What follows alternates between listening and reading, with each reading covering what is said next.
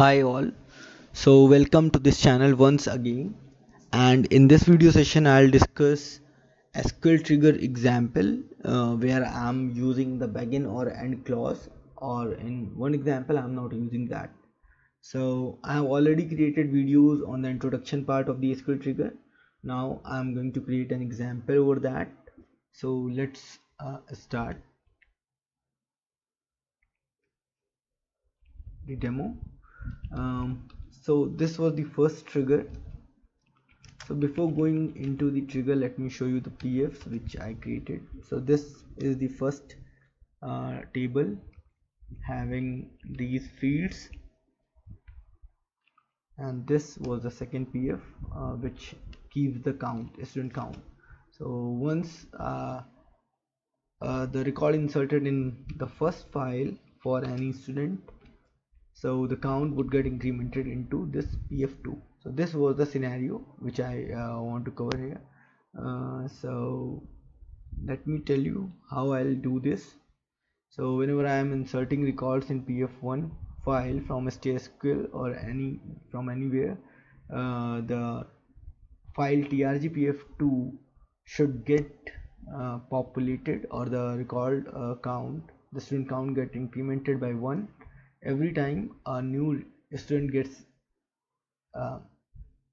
record gets entered into the trgpf1 file.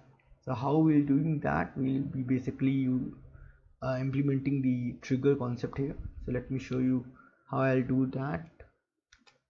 So I'm creating a trigger new underscore student after insert on trgpf1.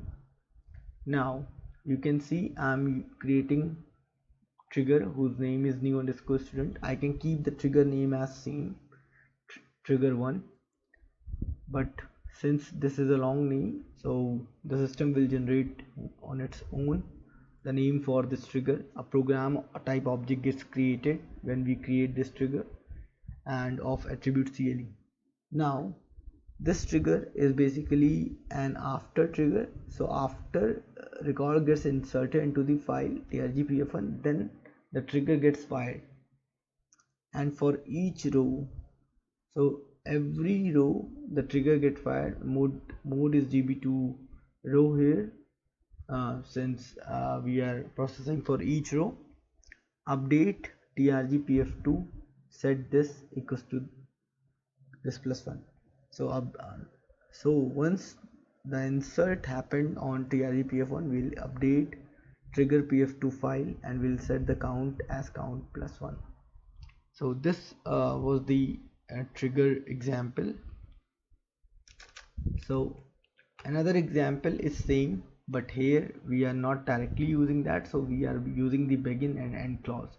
So you can see how I can use the begin and end clause here. So if you want to perform the multiple actions, I can write it here after this using the begin and end clause. So that's what. So here also we are using the after trigger. So either I would go with trigger 1 or trigger 2, both are same. Now just check for trigger 3.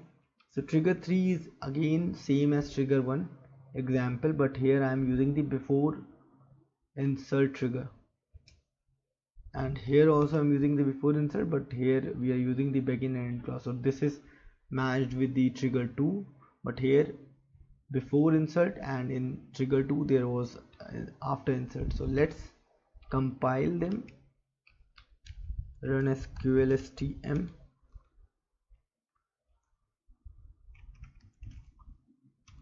So here comes the source file, library,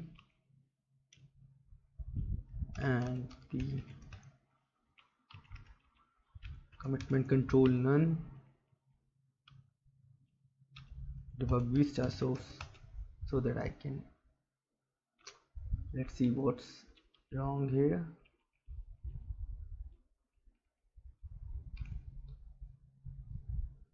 Okay, I think it's exists, so that's why.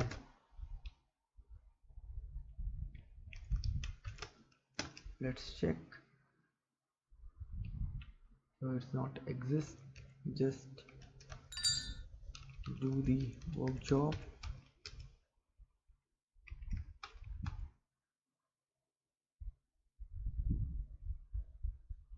Okay, 4 5 6 7 8 9 10 11. So it's saying it's already exist.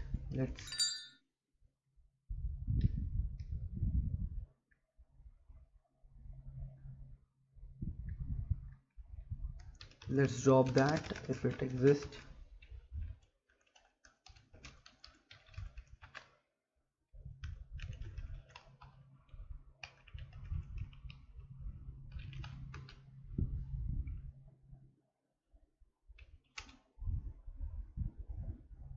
So the trigger gets deleted,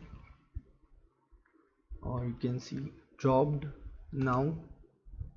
So we can see it's now created successfully. So just because we didn't use the create or replace clause here, that's why we are getting such error if it exists already.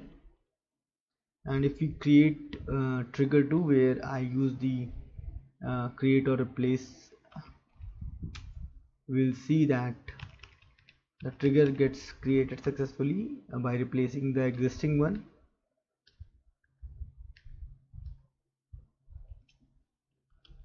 So you can see this program type object easy in library easy class 1 of attribute this gets created SQL trigger new underscore student. So we can debug this program type object. Let's debug that.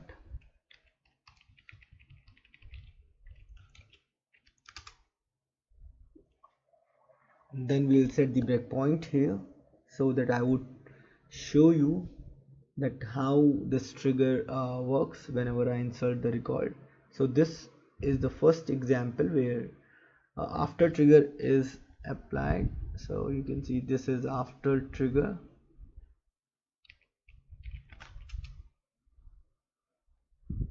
Let's set the breakpoint, then go to SQL,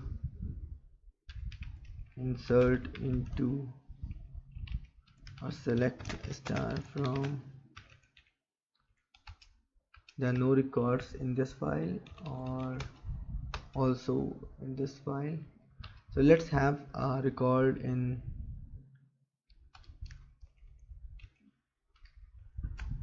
trgpf2 first.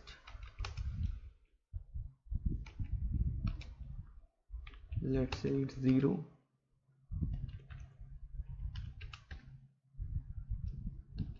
Okay, in this file there is no record. Let's insert.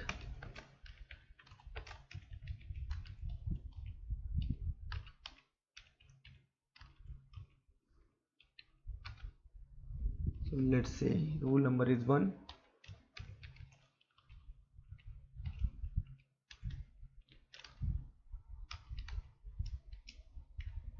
So that record, since this is an after insert trigger, so let's see the record inserted or not. So the record gets inserted. In this it's still 0. So after the record gets inserted, the insert trigger gets fired, and you can see we are in debug as we have set the breakpoint on the trigger program. Now it will update this student count. So you can see one row inserted successfully. Let's see if that was the row. So here the count becomes 1. So you can see the log as well.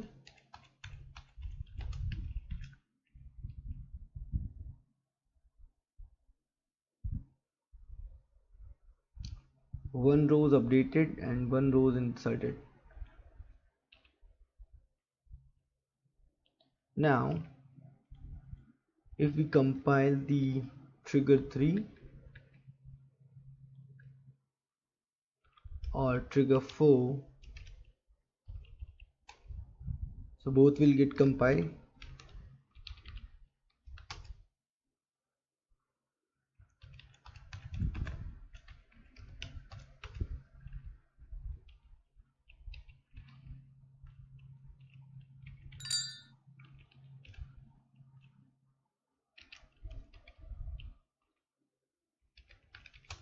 just do the end debug.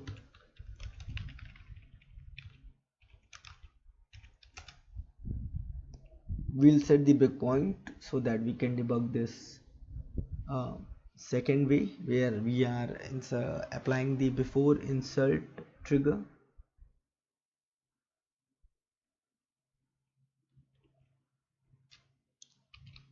So you can see before insert trigger.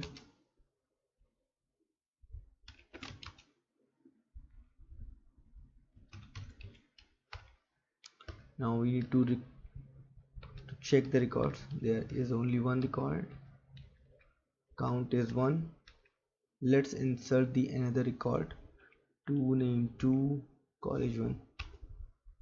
So you can see the trigger gets fired, trigger program gets fired, but let's check if the record gets inserted. So no record updated till now, no record inserted. So before insert the record in file in trgpf1, the trigger gets fired.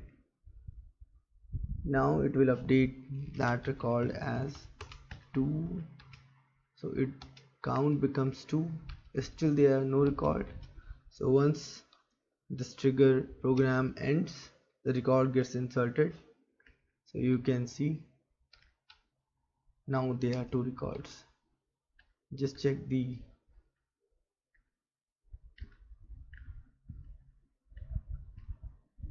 log as well.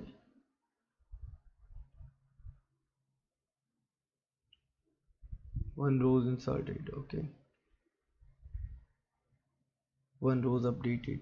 So that's what it is. So here we have seen that how we can create a simple trigger program, and we can execute the set of statements or an statement, single statement, using the begin or end clause, or without using the begin or end clause in the trigger program. So that's all in this video. Thank you and have a nice time.